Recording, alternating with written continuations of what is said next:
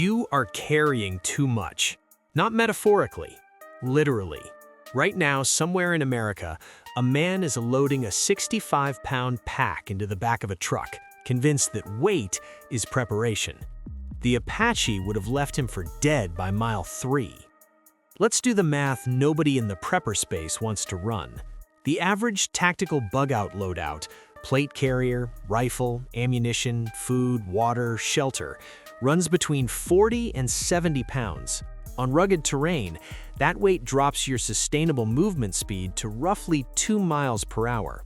Over 8 hours of hard travel, assuming you don't blow a knee or run out of water, you've covered maybe 16 miles. An Apache warrior carrying almost nothing could cover 50 to 75 miles in that same day. Across desert, across mountains, in heat that turned the US Cavalry's horses into casualties. 50 miles. While you're still looking for a place to camp at mile 16, the Apache is already somewhere you'll never find him. Rested, fed on what the land gave him. Invisible inside terrain you drove past on the highway and never looked at twice. This isn't ancient history. This is a case study in what survival actually requires. Gear is not preparation. Gear is the illusion of preparation with a price tag attached. The Apache didn't have a price tag. The Apache had a philosophy. Here's what it was. The $2,000 camouflage versus the 50-mile run. The modern tactical prepper is the best equipped slow person in any crisis scenario. Think about what that means. When movement is survival, when the difference between alive and dead is whether you can be where the threat isn't, speed is the only currency that matters. The prepper community has spent 20 years building a religion around gear. Plate carriers, chest rigs, suppressors, night optics, freeze-dried meal systems, water filtration that could supply a small village. Every piece of it justified, categorized, loaded into a vehicle that needs paved roads and a fuel supply to function. The US Cavalry had all of that. Horses, supply lines, repeating rifles, artillery, logistical infrastructure built by the most powerful military institution on the continent. The Apache embarrassed them for 25 years. Not because the Apache had better weapons, because the Apache had bodies built for terrain the cavalry could never truly enter, and the absolute discipline to keep nothing on those bodies that didn't earn its weight in blood. Apache warriors trained from childhood for this. The 50-mile day wasn't a heroic exception, it was Tuesday. A scout arrived at the end of it ready to observe, ready to fight, ready to move again, not collapsed against a rock pulling his boots off. That capability came from one discipline, the complete rejection of comfort gear. Every pound you carry is a tax on your range. Every piece of equipment you add is speed subtracted, permanently, compounding for the entire duration of the crisis. The heavier you are, the more water you burn. The more water you burn, the more you need. The more you need, the more you carry. The spiral runs one direction. The Apache answer was radical simplicity. Carry only what the body cannot naturally provide. Everything else the land provides, or you learn to do without. The $2,000 camouflage doesn't run 50 miles. You do. Or you don't. The ghost camp. Here's what your bug-out location actually is. It's a fixed point on a map.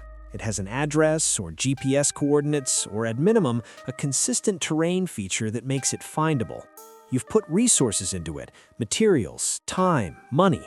It's visible from the air, detectable by thermal imaging, and findable by anyone who follows your tracks or your tire treads or the smoke from your fire. You have built a target and called it a sanctuary. The Apache called that a mistake you only make once. The wiki-up was the Apache answer to shelter, a domed frame of bent wood and agave stalks covered in brush and grass sourced from within 50 feet of the construction site. Build time? Under 2 hours. Thermal signature? Indistinguishable from surrounding vegetation. Visual signature from above? 0. It didn't look like a camp, it looked like the desert, because it was made of the desert. But the structure was only half the philosophy. The rancheria, the Apache camp cluster, was deliberately positioned in terrain that rewrote the rules of engagement entirely. Canyon mouths with restricted approach angles, ridge positions with 360-degree observation, locations accessible by foot on routes that horses couldn't follow and vehicles can't touch today.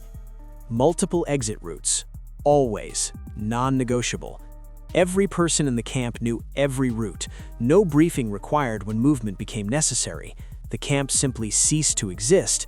Brush returned to the ground, fire ash scattered, foot trails randomized across rock, and the group was gone before a pursuer could confirm they had ever been there. Modern prepper culture builds fortresses and calls it defense. The Apache understood that the most defensible position is the one your enemy cannot locate. A ghost leaves no address. Decentralized hydration. This is the one that will actually kill you, not the firefight, not the exposure, the water. The standard prepper water strategy is volume and storage. IBC totes, 55-gallon drums, rainwater collection systems. The logic is sound. Store enough, centralize it, protect it. Until you have to move, until the tote gets contaminated, until the location gets compromised and everything you stockpiled becomes someone else's resource. One point of failure, one catastrophic loss. The Apache had hundreds of water points and carried the map in their heads. Across thousands of square miles of Sonoran and Chihuahuan desert, terrain that looks to an untrained eye like a place where nothing survives, the Apache maintained an invisible network of water sources that sustained operational movement year-round. Tinajas, natural rock depressions and canyon walls that collected and held rainwater, shaded from evaporation, invisible from any approach route until you were standing over them. Ephemeral springs that flow only seasonally, mapped and memorized against the dry months when they'd matter most. Knowing where these sources were wasn't enough. The Apache extended their operational range between them using toos, pitch-lined woven jugs that held water without leaking, carried on the body, refilled at each cache point. Sealed animal stomachs served the same function for longer storage. Clay pots were buried at intervals along known travel routes, covered, unmarked to any eye that hadn't placed them. A distributed supply network with no single point of failure, no fixed location, and no signature. Your 275-gallon tote is a monument that says, "We are here and we are not moving." The Apache water system said nothing. It was simply there when you needed it, if you knew where to look. Absolute evasion. Modern evasion strategy is almost entirely visual. Camouflage pattern, color matching, shadow discipline. It's a fragment of the problem dressed up as the whole solution. A tracking dog doesn't see you. It smells the 40 million sweat glands you activated running through the brush. The experienced human tracker doesn't need to see you. He reads the story your boots left in the soil, the broken stems at knee height, the disturbed pebbles on a hard-pan surface that you never noticed you moved. Visual camouflage stops exactly one method of detection. The Apache addressed all of them simultaneously. Local mud and ash applied to exposed skin didn't just disrupt visual outline. The organic compounds in region-specific soil actively masked the human scent profile, not suppressed it, replaced it with the ambient chemical signature of the immediate terrain. To a tracking animal, there was no human. There was only desert. Auditory discipline was structural, not reactive. Movement timing synchronized to wind gusts that masked footfall. Route selection that kept bodies below ridge lines where sound carries. Fire management that eliminated smoke and minimized light signature without sacrificing heat. Counter-tracking was its own discipline entirely. Stepping exclusively on solid rock eliminated footprints at the source. Walking backward on soil created a trail pointing away from your direction of travel, buying time against any pursuer reading direction from stride pattern. Placing footsteps inside the existing tracks of livestock made human passage disappear into noise. The goal wasn't to be hard to find. The goal was to make the tracker doubt whether anyone had passed at all. That's a different problem, and it requires an entirely different skill set than buying a better camo pattern. The Apache protocol. Strip the load. Start there. Audit every single item in your bug-out configuration against one question. Does this replace a skill, or does it enable one? If it replaces a skill, if it exists because you don't know how to do something without it, that item is a liability masquerading as preparation.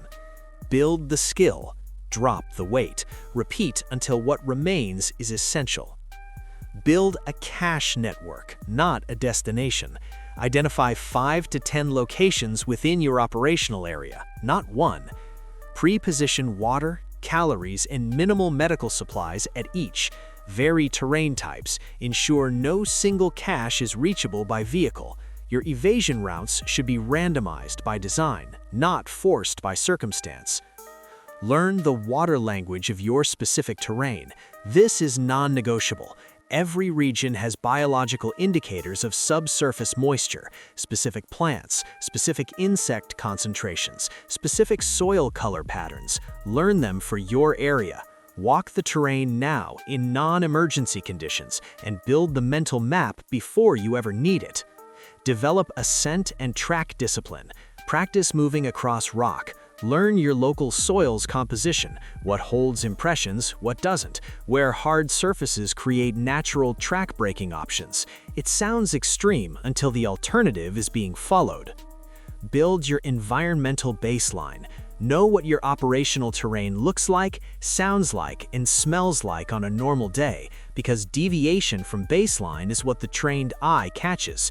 You become harder to find the moment you stop being an anomaly in the landscape and start being part of it. The Apache weren't the best equipped fighters in the American Southwest. They were the most dangerous people in it. For 25 years, they made the most powerful military force on the continent look slow, blind, and confused, with no supply chain, no fixed base, and no logistics beyond what the desert itself provided. That gap wasn't firepower, it wasn't technology, it wasn't numbers. It was the complete, uncompromising mastery of moving through the world without being seen, without being caught, and without being stopped. But here's the thing about pure mobility. Eventually, you need somewhere to land. Eventually, the run ends and the building begins.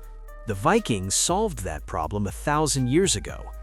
How they turned raw wilderness into a fortress that could outlast any winter or any collapse? That's on your screen right now. Click it. I'll see you there.